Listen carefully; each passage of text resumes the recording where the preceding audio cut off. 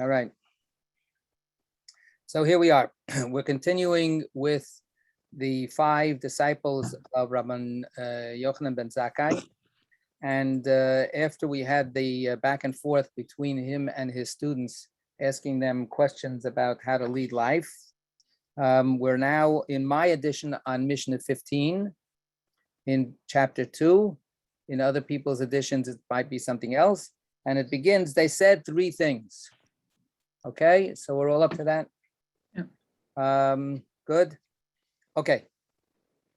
So let's have our usual, more generally adhere to translation in one way or another, and then we'll go to the other one. Okay, who's going to read for us a translation, please? I'll read that one. Great, Carolyn, thank you. Each of the disciples taught 3 things. Rabbi Eliezer taught, cherish your colleague's honor as your own. Be not easily provoked to anger, and repent one day before your death. He is also quoted as saying, warm yourself at the fire of the scholars, but be wary of their glowing coals, lest you be burnt. Their bite is that of a fox, their sting that of a scorpion, their hiss that of a serpent. Indeed, all their teachings are like live coals of fire. Okay, good. Any significant variations on that general flow of things before we get to the Shapiro translation? Okay, so who's going to read us the Rabbi Shapiro's translation? Bill, you got it, Bill. It's not that wildly different. The disciples of Rabbi Yochanan ben Zakkai each teach 3 things. Rabbi Eliezer teaches, let another's honor be as dear to you as your own. Be slow to anger and return one day before you die. Be warmed by the sage's fire, but beware being burned by their embers. They bite like a fox, sting like a scorpion, hiss like a snake, and all their words are white hot coals. Okay. So there's a little bit of a difference in the approach of the 2 translations. The first translation, the one that Geraldine wrote, tries to answer a question that we should be asking if we read the Mishnah the way Rabbi Shapiro reads it.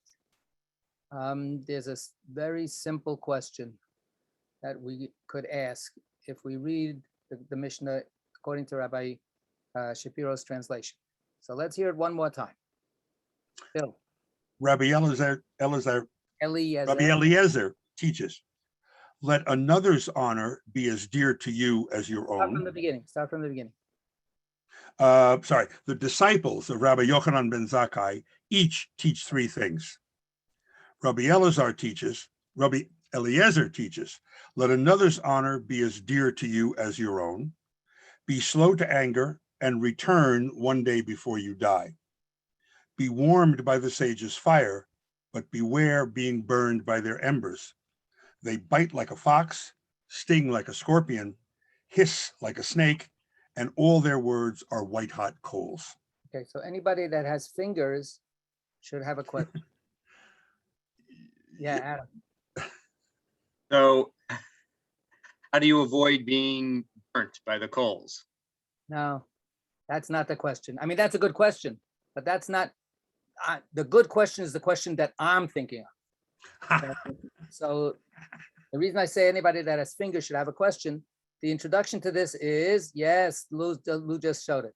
The introduction to this teaching is each of the disciples says 3 things. Count up how many things Rabbi Eliezer said. There's a lot of things. Well, if you count the last phrase, bite like a fox, sting like a scorpion, that could be all one thing. Show me, go ahead. Go with your fingers. Go ahead. Start it off. Be slow to, yeah, you're right. It doesn't work. It doesn't work. It doesn't work. It doesn't work. So that's why the translation that Geraldine wrote, that read for us, tries to avoid that problem, right? Geraldine, read it one more time from the top. From the top, Yes, each of the disciples, each whatever. of the disciples taught three things. Rabbi Eliezer taught, cherish your colleague's honor as your own. Be not easily provoked to anger. Repent one day before your death. He is also quoted as saying, There you go. So that little, he is also quoted as saying, is an editorial addition by the translator. It's not found in the Mishnah text, the original Mishnah text that we have. However, that's what all of the commentators say. What we have here is a mixing together of, there was an original text that said he taught three things, because then we'll get the next person who's going to teach three things, the next person, and then he said, well, since we're already at Rabbi Eliezer, we have a tradition that he also taught a bunch of other things. So they threw that into the Mishnah too. So this gives us a kind of a window into the gradual composition of texts, how they have a kind of a certain life, and then they get considered and thought about and added to or subtracted from, right? They get handled by the people that are studying these texts later on. And they got handled already long time ago. So by the time, 1800 years ago, already this was an old text that had been fiddled with. So that's this, before we get into content questions like what Adam was asking, just in terms of the form of it, we have here an interesting phenomenon of a kind of a geological progression of strata of layers of the text. Okay, so before we get to the end of it with the burning of our fingers, let's start from the top. Okay, so the first part of it is Yehi chabod chavercha chaviv alecha kishalach. I'm going to now read it as a pretty much literal translation.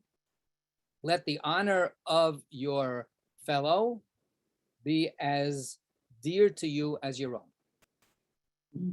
Okay, chaviv means like, habibi, my good friend, my dear friend. Chaviv, chiba is affection.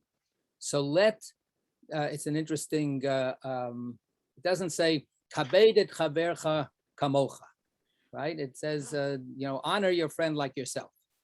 It says, let the honor of your friend or your fellow be as dear to you as your own. So we have here a conference of Mishnah commentators. Anybody want to share a commentary on this? Some thoughts about that? Let's start from ourselves, our own honor, right?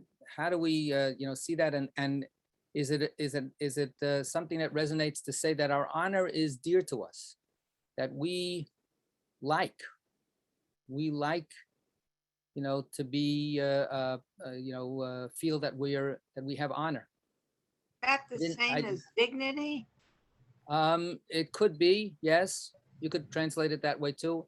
I just saw, I didn't get a chance to read it. There was an article in the New York Times about Aretha Franklin, who spent her whole life insisting on getting respect, right? So respect, dignity, honor, fighting for her sense of not being disrespected. Anybody, want to bring any other kinds of thoughts to this? Again, the idea that something that you have some affection for, something that's precious to you in the sense that you like it. When somebody gives you a compliment, how do you feel? Right? Oh, it's irrelevant to me whether somebody gives me a compliment or not. For most people, that's not the case. If people have a problem with getting compliments, it means that they actually have a problem. We like to be recognized. We like to be accepted and felt, and treated with the respect that we feel that other people respect us. Of course, it starts with our own upbringing. We want our parents to give us Mm. not just love, but also, so here's where dignity or, respect, seems to sound like, hierarchical kinds of things, but just treating a person Come in. with the simple, basic acceptance of that person as a person, Mm. right? Not to be dismissed, not to be obviously denigrated is terrible, but not to be ignored.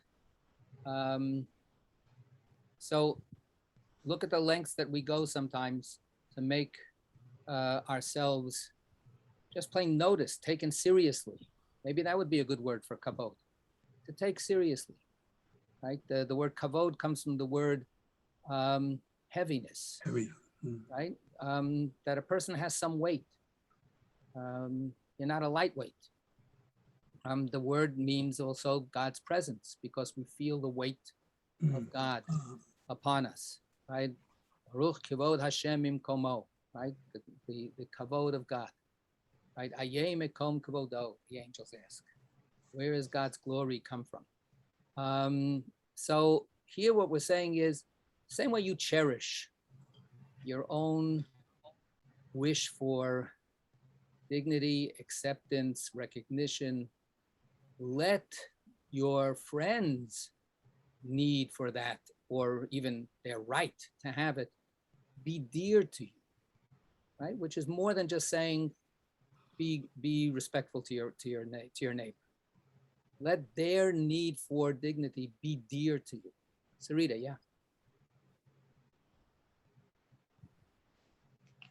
So what strikes me about this is that, however you define what honor, dignity, it is how other people see you. So recognizing that, it's not just important how you see yourself, it's important how others see you. And so keep thinking to yourself that if you think it's important how others see you, remember that it's also important to other people how people see them. And don't, and foster that as you would foster how, how people see you. Yeah. So how would you foster it? What kinds of things would a person think about doing in order to foster this for others? So like, if these are talking about calling, so sort of not aggrandizing yourself and saying, oh, this is all my ideas, but recognizing, for instance, the contribution of other people and giving them credit, things like that when you work together. So yeah, so I think that we could think about this on many different planes, many different areas of experience. So on a face-to-face interaction with other people, you want to give space to other people. You want to treat them with dignity. You want to make sure that they get the dignity that they wish for and deserve. Obviously, don't be a sycophant and give people dignity that they don't deserve. But the basic dignity that you want and that you need, treat other people that way. But what I'm pushing here is that what this is saying is that it means also to foster a larger context where people who are not being given their recognition, their dignity, what are we going to do about it so that I never met that person in my life, right? But what do I do to make it possible for other groups of people or other people, a particular person, a family, a class of people? What do I do so that if I see that they're not being given the simple dignity that I would want for myself, what do I do to make it possible, to make it not just possible, but to make it the norm that they get their dignity that they deserve? This is part of, I think, what this teaching is saying. That's why it says chaviv. It's got to be dear to you. It's got to be something that you really hanker after. You should hanker after a reality where everybody is getting their dignity, not just you, and not just the few people that you see. Hear about. Right? So I mean, this is a huge order, and we're in culture wars in this country about something like that. On many different kinds of examples ways that groups of people are not being given their dignity. And everybody feels that it's a zero-sum game, right? If I give them dignity, I'm going to lose. I'm gonna be lower on the totem pole, or terrible things are going to happen to society. So this is to me, the germ of this very, very big idea is in this very simple sentence. Jen. Does anyone else feel like when you look at it systemically and big picture, like you just feel overwhelmed and apart from, donating to certain causes or like whatever, you just don't feel like there's anything you can do? Like, I know I can help some of the people in need right in front of me. It's like some of the kids that go to my school or whatever, but if to think about it systemically, I just feel like, wow, it's so bad. I just get paralyzed. Does anyone else feel like that? Sometimes. Bill, yeah. Yeah, I've been going through that pretty much for the last year across the board. I'm remembering a lot of, I'm not going to bother saying now because everybody will know them, but a lot of stories, illustrating the point that you can't do anything about the big picture, but you can do things for the individual, however many individuals you encounter in the course of the course of the day.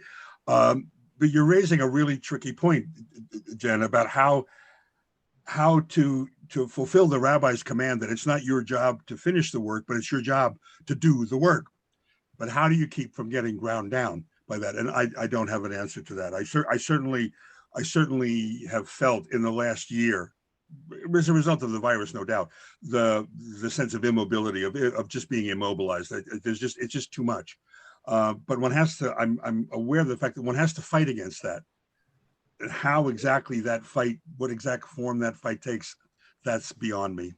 I just wonder, I was like, do you choose like one particular thing that's wrong with the world and go with that, like one particular issue, instead of trying to, spread your energy and donations to different things? Like, I don't have an answer for this. I'm just saying it's really overwhelming to think about. That's what some people have said to me when I've said, I give money to all of these causes. Should I pick one?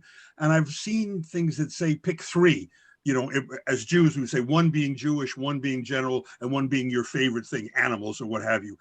When I brought that up to you, Rabbi, you sort of were dismissive of that idea of being simply putting it into three categories. I've tried that. I've tried to focus on the one thing. My sister died of a horrible disease decades and decades ago. There's an organization dedicated to getting rid of that disease, and I've thought often, cut out all the other stuff, cut out giving money to ASPCA and all the other things that did in my heart, and focus on the one thing that's directly related to me and to my family. Haven't been able to do it. I give money to that organization, maybe a little bit more than I give to the others, but I haven't been able to cut out the others. So I don't know. What do you do, Rabbi? So I don't remember what I said to you in that particular context. Doesn't matter. I can't expand upon it or defend it. No, it's fine. No, whatever happens. Don't worry about it. Don't worry about it. No. I'm trying to make a point. Okay, sorry. I'm trying to say that what I say in a particular conversation should apply in that particular conversation, and it's not necessarily across the board. The 10 Commandments that applies to every situation, or even every person's situation all the time. I have great sympathy for what Jen and what you were saying, and I feel that tremendously. I feel that the fatigue, I feel the depression, I feel being ground down by all of these things. This is a terrible, terrible burden that it looks like it's getting heavier and heavier, more and more urgent. And Pogo's point, the enemy is us. We see so many more people right next to us, right in our own family, right in our own community, right in our own society, that we're not all pulling together, and which would help. And instead, it's such an exhausting uphill battle. So I really feel that myself. And I feel that it's constantly a struggle against being ground down and against, you know, being defeated by that. And how do you do it? I think that there's not just one thing. Different people obviously will, in different times, be able to figure out different responses that they're going to need. There are all kinds of varieties of things. One basic guiding principle that I use a lot, not always, is this a cause that will be supported by other people, even if I don't? Ah, So if it's a cause that if I don't support it, nobody's going to support it, then that puts more pressure on me. And that to a great degree translates, for instance, into Jewish stuff. Right? The world in general does not reciprocate the Jewish people's generosity to the world. Jewish philanthropy is unbelievable compared to any other possible group you could put side by side with the Jewish people, and how we give and keep on giving and pour our hearts out into zillions of causes in the world is unbelievable. It's amazing. But guess what? The Jewish needs that we have are not a cause that the rest of the world cares one bit about, and that's okay. But it means that it's on us. So then the question is, okay, you know, what? And then Jewish causes, of course, are infinite. So which ones do you pick? So there's that. I think that a person needs to feel connected in some way, no matter how many donations you give to causes, you're only touching the tip of the tip of the tip of the iceberg, right? So already you're being selective. It doesn't matter how unselective you are, you're being selective. So just own it. Own that you're being selective, and then, you know, give yourself some space between saying, well, I need to send a $5 check here because otherwise I feel like I want to still be connected to that particular thing. And no, but for this other organization, I need to feel like I'm giving something that actually will make a difference. So I'll give what I feel is for myself a substantial donation. These are calculations that you have to keep on going about. Cyril, let me just finish one more thing. But we also have a coping mechanism that I would understand, the way I understand it, a coping mechanism in our traditional prayers. Our traditional prayers gives us a little bit of a kind of an attempted boost or a strategy for this.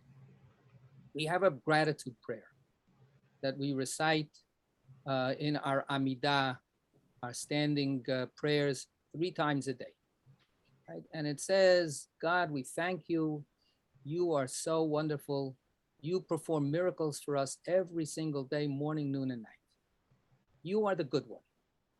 Right? Your compassion and your gifts never stop.